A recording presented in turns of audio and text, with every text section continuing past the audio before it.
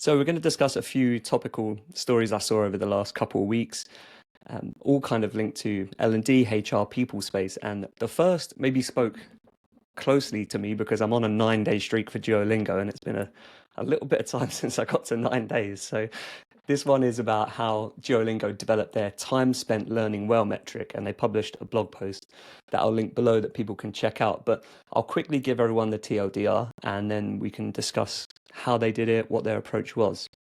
So essentially, they started off with total sessions with the assumption that more sessions would equal better learning. And they realized that that was imperfect because the length of a session varies. And basically, they wanted people to progress through a course and therefore encounter harder content. And harder lessons would take longer. So, for example, they said that 3 harder sessions might be better for growth than 5 easier ones. I mean, fewer sessions could be better, and therefore sessions wouldn't work as a metric.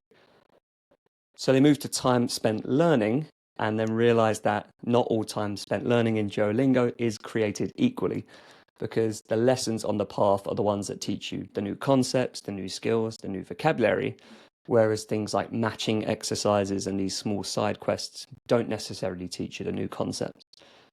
So that's how they got to time spent learning well, which basically brings together the idea that yes, more lessons completed could indicate learning gains, but it brings in this weighting towards the activities that actually bring them new and harder content. So I'll link that in the description. People can check that out. But I really like this, Nelson, because, we've worked together for over 4 years now. And one of the first things you kind of said to me was that we need to look beyond time spent and completion. So, what are your thoughts on that metric, but kind of their journey together? Yeah, it's definitely interesting, but I think the fundamental principle doesn't change, right? I think it's the idea that time spent learning or time spent learning well is essentially a leading indicator of engagement, right? It tells me you found the learning, you've engaged with the learning, and you've spent some time on it. But I think it can be misleading to infer other things on the back of that metric, right? Yeah. I think it could be quite misleading to infer behavior change or performance improvement as a result of just time spent learning, because for multiple reasons, right? And we'll go through a few of those. I think the first one is, even when you look at kind of learning science, there's a lot more science to back that you would end up retaining more knowledge as a result of frequency and spaced repetition, right? So it's not necessarily how much time you spent on it, but actually how frequently did you revisit that material could be a stronger indicator of how much you're going to retain, right? Where time spent learning doesn't necessarily, without the context of, how often and were you going back to the same piece of learning, it doesn't tell you that. The other thing is the type of engagement, right? Like someone could spend 4 hours passively listening to a lecture, or they could spend 1 hour actively learning, where you're actively problem solving, interacting, arguing, getting feedback. Is that 1 hour any less of an impact than the 4 hours of passively consuming content? And that's the thing, when you give time spent learning any more importance than it requires, you can start to penalize the person who was actually actively learning and probably took away a lot more than the person who sat through a lecture for a few hours. Yeah. And I think the kind of skepticism about time spent learning really comes from the fact that traditionally L&D have stopped at time spent learning, right? I don't think it's a problem with measuring time spent learning. It's a good leading indicator, good metric to measure, but it's not the end goal. And so I think it's more about saying, carry on looking at that. But what you don't want to do, and we've seen companies do this, and we've spoken about it on the show before, we've seen companies include time spent learning as a performance measure, right? There was one organization who was doing 40 hours a month per person, had to spend on, or per quarter, on time spent learning. And so everyone was rushing to clock those hours because it determined what their performance review was going to look like, right? But is the outcome the 40 hours of learning, or is the outcome someone building the skills the business needs? And that's why it's dangerous to give time spent learning more time than it deserves. And the last one I'll talk about is actually just the pace at which we learn, right? Like I've got friends who are really slow readers, and I've got other friends who kind of whiz through books, right? Are you really going to penalize someone for the pace at which they engage, learn, and consume content? And so that's why I think it has its place, but we definitely shouldn't be giving it any more importance than it deserves. Yeah.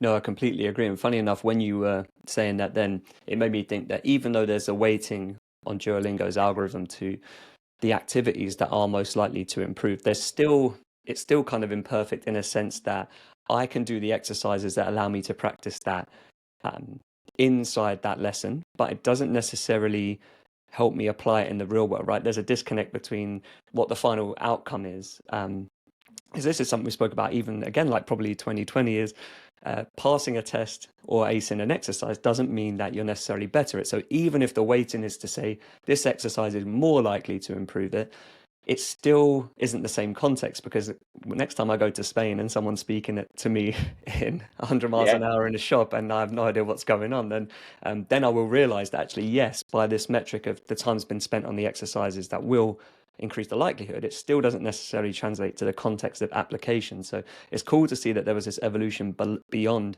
just time spent, but actually, that's still in some ways flawed as well, isn't it?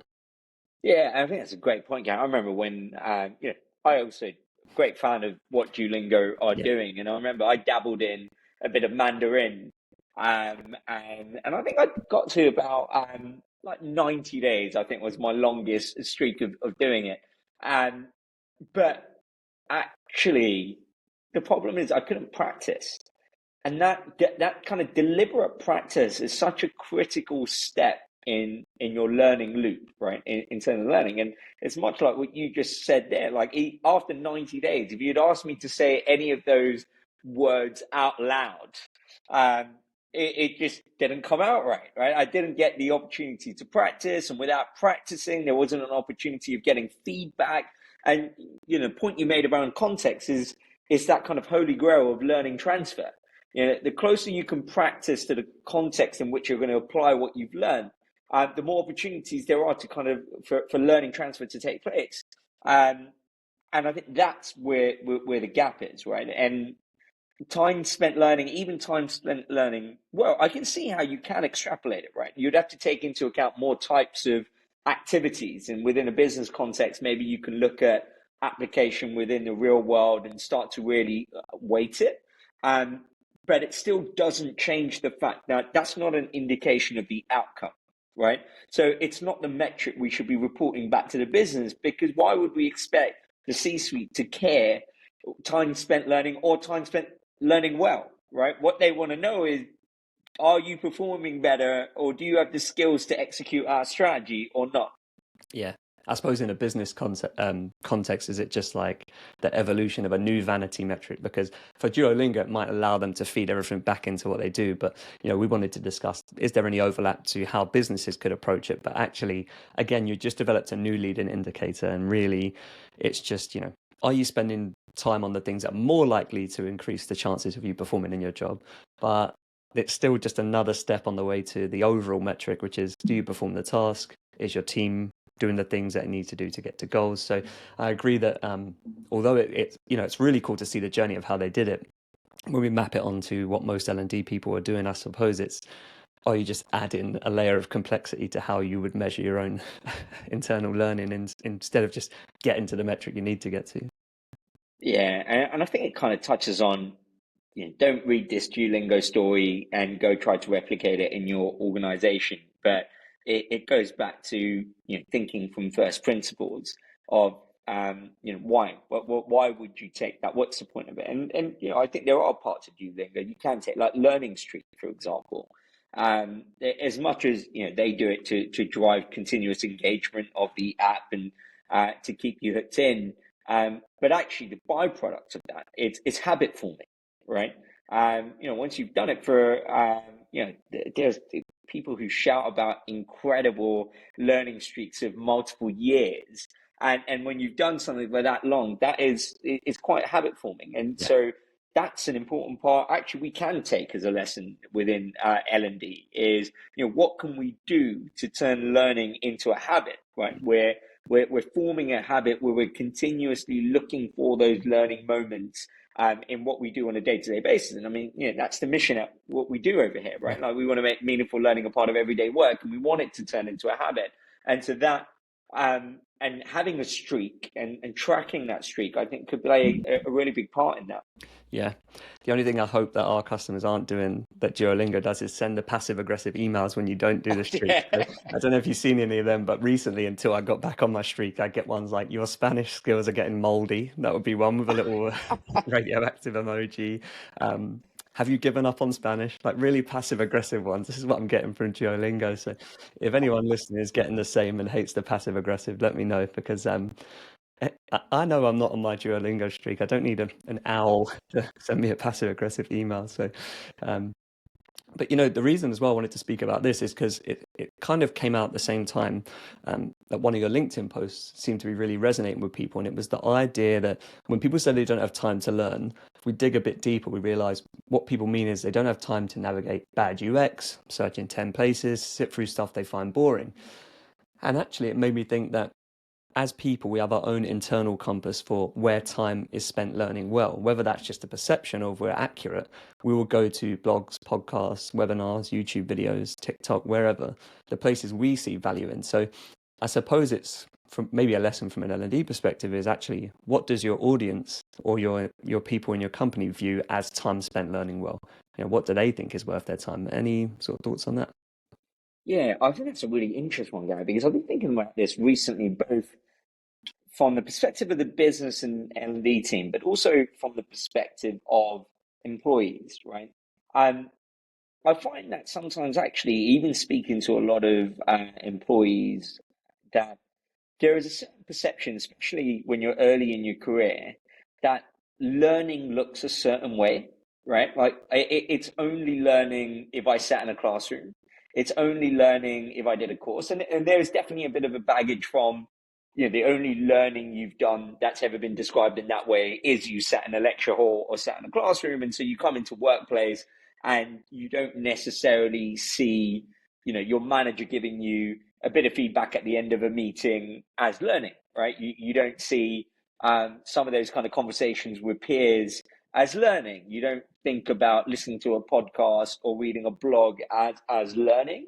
And so I think there's almost an element of the kind of change in perception for the employees to realize all of this is learning, right? Like if you're making time for this and you're being proactive about this and you're doing all of these different things, that's learning. And I think that's important because otherwise what you're going to end up in a situation with is, L&D teams are creating access to all of these relevant learning resources, but you're still getting feedback from employees saying there's not enough learning because what they mean by that is there's not enough structured courses or classes for me to go to. So I think there's a change in perception over there in terms of what they consider as time spent learning.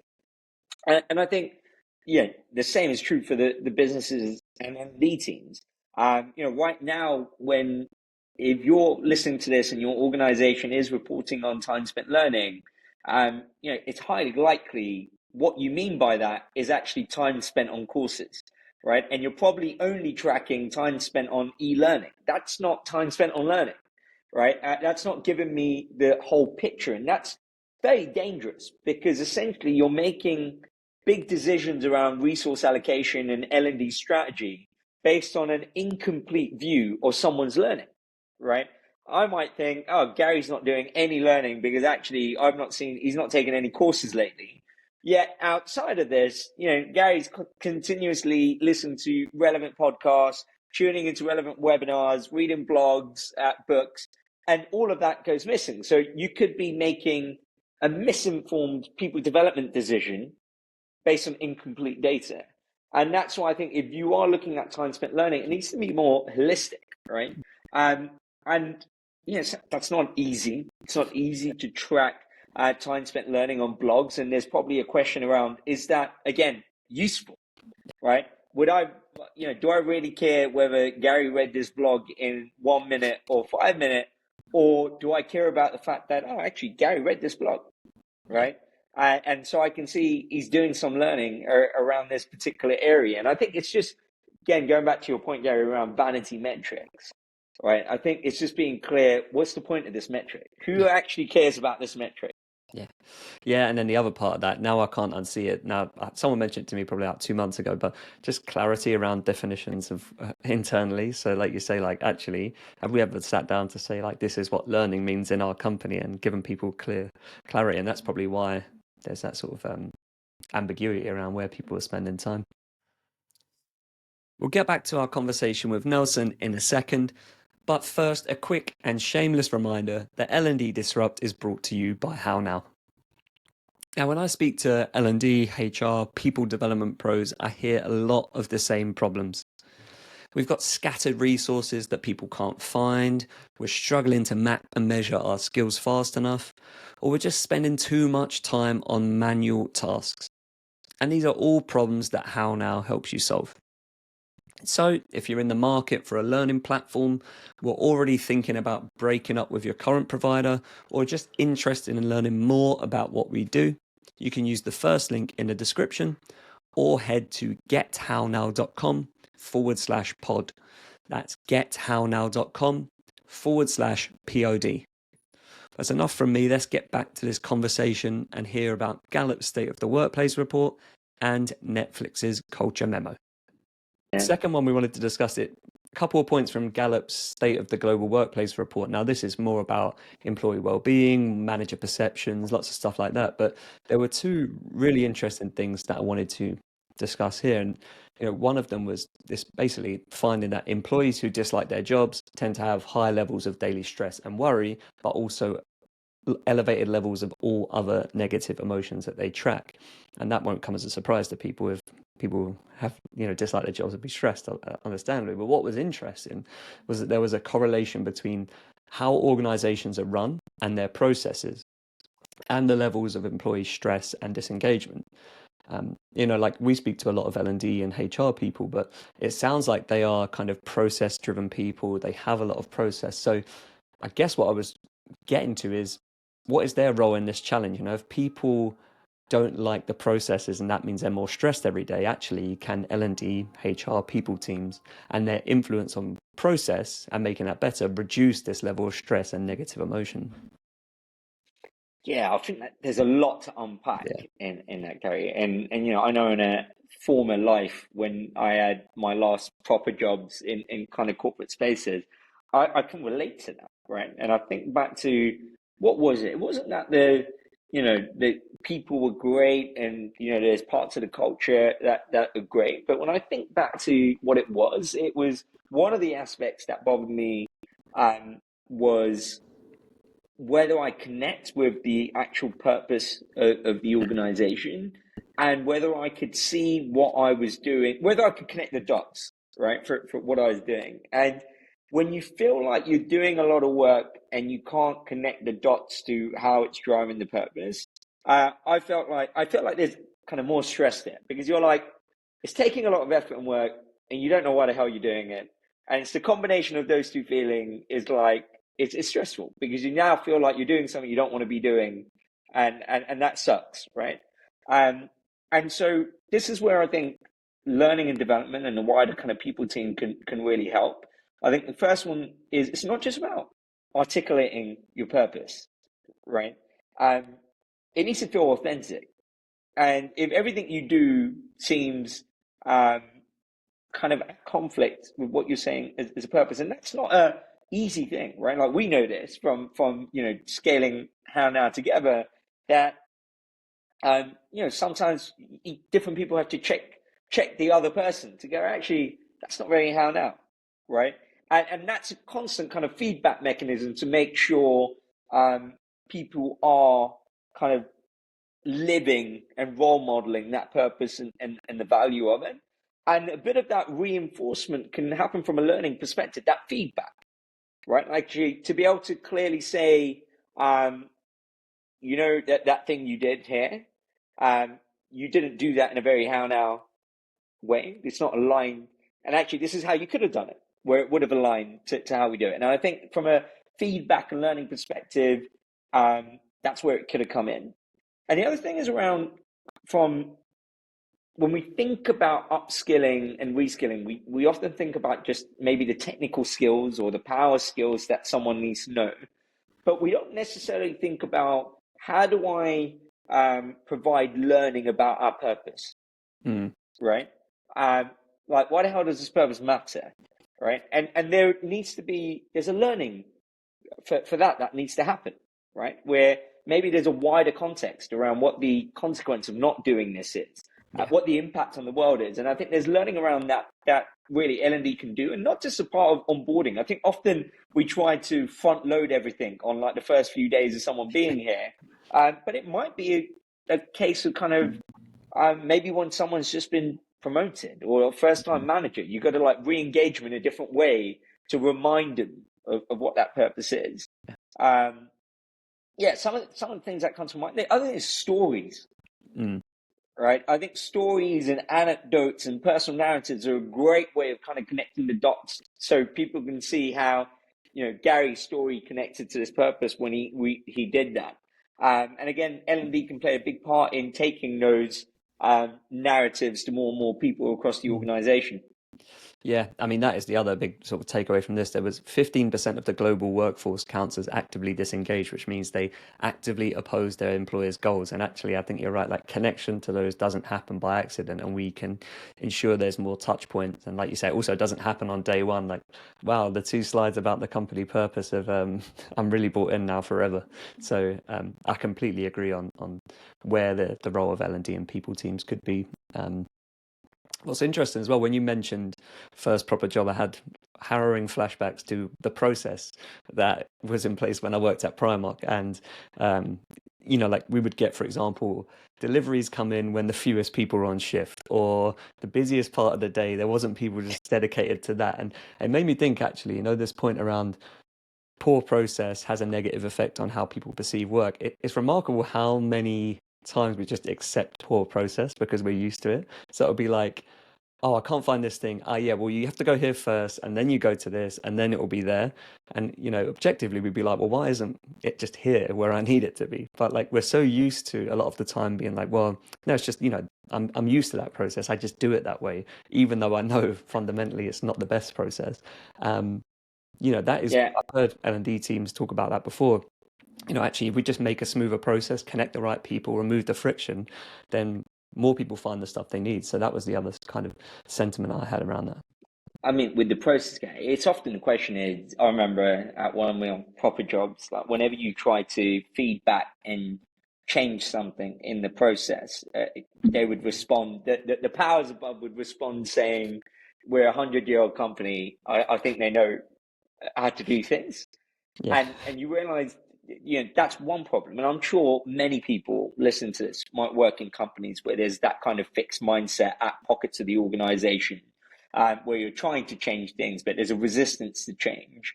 And so you stick with the process because that's the way it's always been, right? Yeah. And we've spoken about this before around kind of sunk cost fallacy. So much has been built around this process. And if you acknowledge that this process is flawed and you now have to change it, so many other things need to change. Yeah. And also the other thing I find is who's involved in coming up with the process, right? Because, the example you were giving is an insight of someone who's actually implementing and operationalizing the process. Yeah. So you have an insight versus it may have been the person who came up with the process and, it hypothetically looks at this in a kind of theoretical approach and said, actually, this is what the process should be. And now the people who actually know the ins and outs and the details of it are not involved, and they're like, actually, this doesn't work. Yeah. Right. Yeah, there's 2 things it reminds me of. That one, the amount of times I've asked questions like, why do we do it a certain way, and found out the person who came up with the process or bought the tool doesn't work at the company anymore. So no one knows why we do it that way. And the other thing you mentioned as well about, that's so true. I used to be a delivery driver, and so often things like route planning, the tech we'd use when we were on those routes, they were so obviously bought and installed by someone who's never done the job before and doesn't get it, because you ended up with all these things that just didn't apply to the context of your job. So I really agree that, build a process with the people who actually at the end of the process, and then ask yourself also, does the person who built this process even work here anymore? Yeah, and I think there's a good learning in there for like, every internal team that's like shared services serving an internal customer is you shouldn't be building any products and services without speaking to your internal customer, Yeah, right? Um, and it might be, look, you've got to get something out, you form a hypothesis, you get a version out, you test it with a small group of people, get some feedback, validate it, and go out. But this is what happens. You don't want people feeling like this is now being imposed on me, yeah, and this person has shown it's really empathy, right? yeah, They've not shown any empathy to really understand what the challenge is yeah, I'm going through and what it's like for me day to day, and they've not shown any understanding of that. So yeah. why am I going to engage with this, right? Um, Yeah, yeah. that is so true because actually, one final example from when I was a delivery driver, and I would not recommend being a delivery driver to anyone, to be completely frank with you. Right towards the end, it used to be like you had a little Palm Pilot old school device for marking off the orders, and you had a sat nav. And a lot of the time, one or the other didn't work. And so what they decided to do was give you a new device that was both of them. So your sat nav and the thing to mark the orders. And now if it doesn't work, you can't do anything. You've just got like one backup piece of paper with the addresses and stuff on and no way to find the place. So whoever did that, that was just the pinnacle of that, like not thinking about the end user. Like, remember these two problems you had? What if we roll them into one device? And if that never works, you never work. So yeah, it'd be ridiculous. But yeah, I'd recommend people check that out because there's some really interesting stuff in there about how people perceive work generally, what motivates them, demotivates them. The last thing as well is Netflix's culture memo. So they released a new one recently, and the original one from 2009 is something that still gets called out now. I think because of the level of transparency and detail, because they published it publicly and it was 124 pages long or something. So the good news is this one isn't 124 pages. It's like one blog post. So if people want to check it out, I'll put the link below. But there's just a couple of things I wanted to talk through on that. And one is their value is to talk about their dream team, built on the idea that since a high performer in any role is many times more effective than the average employee, our dream team is driven by performance, not seniority, tenure, or unconditional loyalty. And that's how they and why they focus on a high performance culture. So, given that you're not only the CEO of How Now, Nelson, but also How Now, like you said, the mission is to help people learn the skills and get the knowledge that allows them to perform day to day. So, do you see this kind of democratization of structure or the idea that performance is the key driver above all else? Do you see that as a good thing from a kind of culture perspective? Yeah, so like on Netflix's kind of culture deck or memo, what they put out, I know it's like it's I think every startup at some point will look at this deck, and but not even startup. I know Yeah, it's super famous in the startup world, but I know every organization probably looked at it at some point. And so yeah, I love the direction of this. I mean, there are risks, and I want to flag the risks for anyone who's thinking, let me just take this Netflix memo and apply it to my organization. But let's talk about some of the great things about this. This idea of an informed captain, right? It essentially it makes sense because what you're saying is you want decisions to be made by someone who's got relevant knowledge and expertise and the skills to make that decision. And this is a fundamental pillar of is moving towards a skills based organization because it's not about the job role. It's not that we only listen to people who've got senior or head of in their job title. Anyone else's opinion doesn't matter. And this moves away from that idea of hierarchy and associating expertise with hierarchy. Instead, it looks at people for what they know and the skills they have, which is also a much better way of driving inclusivity in the organization. And so not only does it kind of free up and allow an organization to make informed decisions faster, because you're now empowering the people with the right skills and knowledge to do it, but it's also inclusive, yeah, right? It's far more inclusive than having a committee of kind of selected elite people who are going to make all of the decisions in that.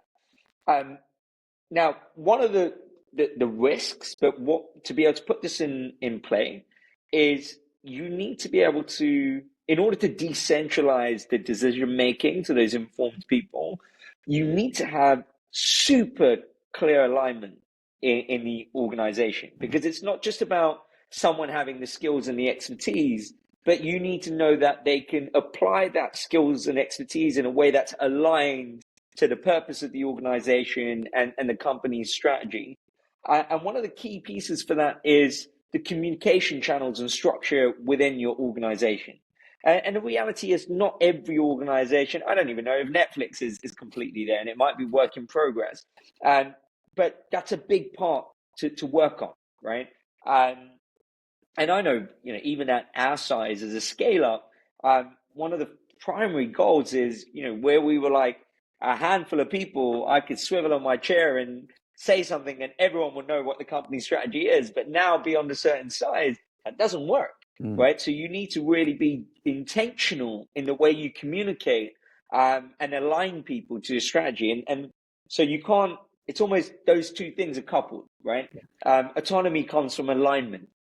You can't expect to give autonomy without that alignment in place. And so I think that's a key thing to think about if people are thinking about this. And I just want to touch on the decentralization piece, because I think there's a lot L&D can take from this.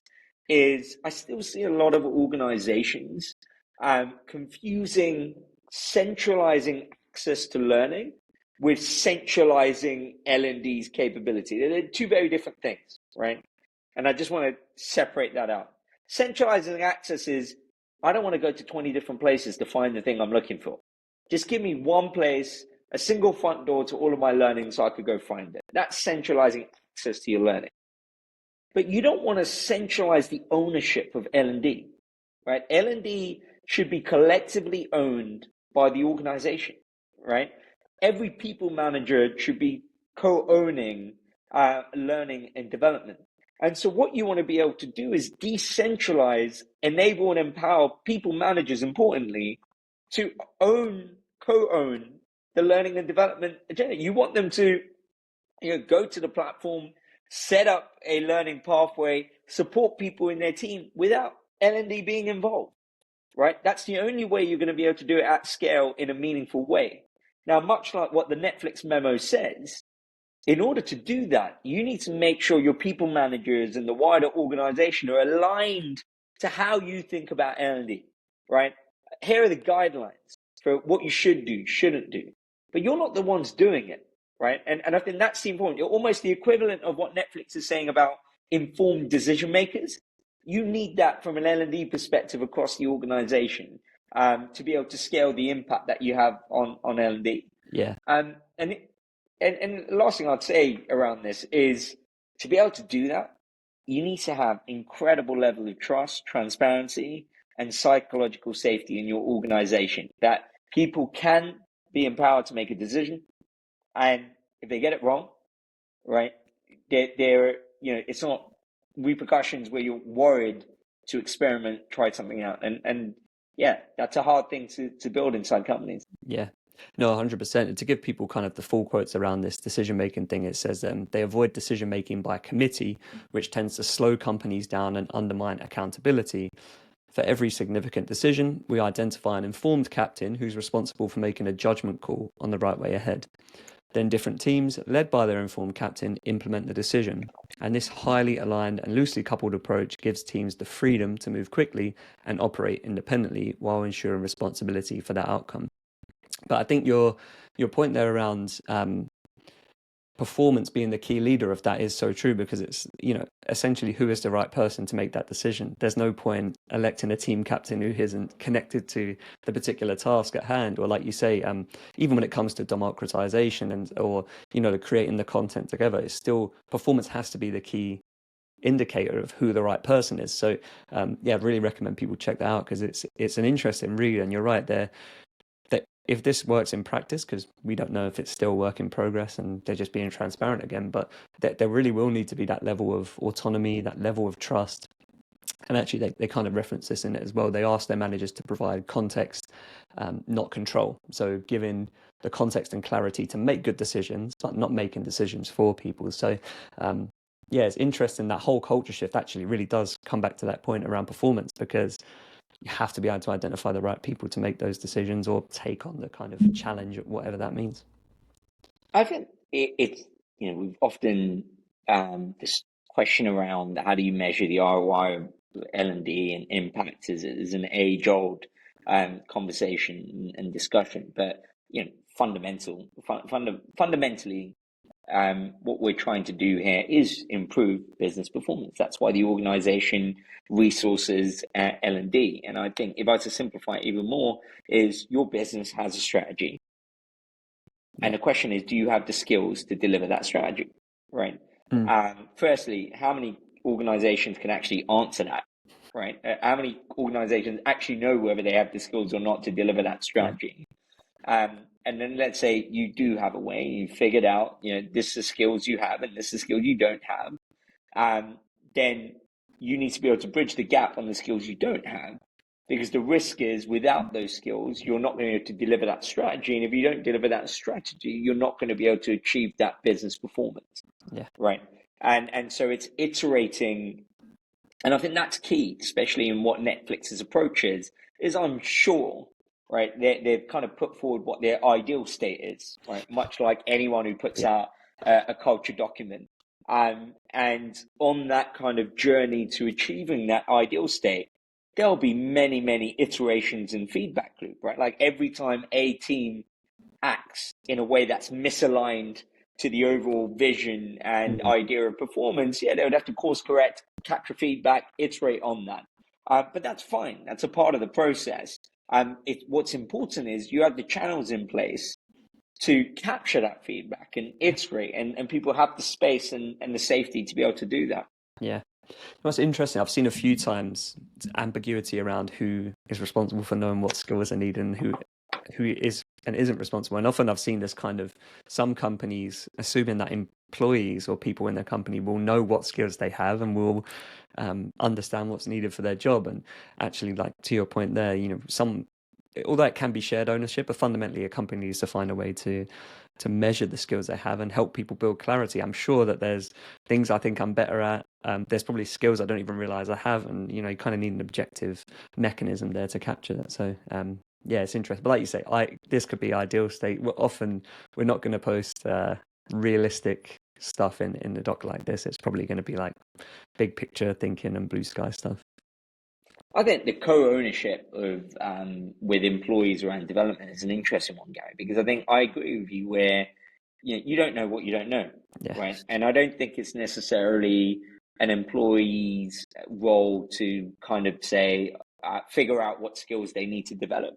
I actually think this is where the organization should be supporting people to figure out, based on what aspirations, how they're performing, all of those different things, to figure out what skills they need to build. But what every single one of us own is the kind of the drive to want to do it, right? And I posted about this not long ago where I was getting a bit reflective around my birthday, thinking about what are the things that stood out to me. And on one of the reflections, I was thinking actually, I think it's fair to say one of the key changing factors for me was not waiting to be taught, right? And I think most of our life, our early part of our life, we're taught. We're constantly taught. We're taught at school, we're taught at university, we're taught, right? And so even if you didn't want to learn, right, someone's trying to teach you something, right? But after you come out of kind of traditional education, it flips. There's now no one there to teach you, right? But you can learn as much as you want.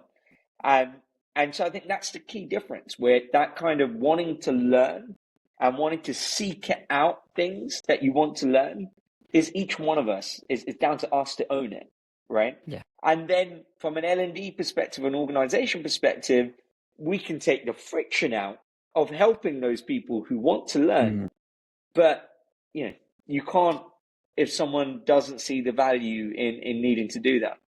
Yeah, I agree. What I was thinking there when you were saying that is actually, I think sometimes what you need someone else from the outside to do is remind you why and when you need to build this skill, because like so many people, I'm sure I'm very guilty sometimes of kicking the can down the road. I'll do this later, I'll do this later. Even if I know that learning this particular thing is going to make me better at my job or improve my career prospects or whatever it is, or I know the sooner I do it, the more effective whatever the output is. Sometimes you just need that real reminder or the kind of accountability internally to, Yeah, why should we do this now? And when is it going to start having these rewards? And, people reminding you of that framing around why you should do something, I think is yeah, an important part of the equation. yeah, Cool. yeah, I think that's a good note to end on, Nelson. We've, I think it's gone a bit of a loop actually, because we just started by discussing what is worth your time when it comes to learning, and we've kind of ended up on, the full circle on yeah. why you need to focus on skills as well as the activities you're doing, time spent. They're all a leading indicator to the skills we just discussed now. So, yeah, if anyone's got any questions around these topics, feel free to message me and Nelson. I'll leave our links in the description below. If there's any topics you want us to discuss, big questions you want answered, you can feel free to message me and Nelson as well, because like I said, we'll be doing more of these episodes where we're just discussing kind of big issues and problems that you need solving. Cool. Thanks a lot, Nelson, and we'll do this again very soon. Thanks, Gary.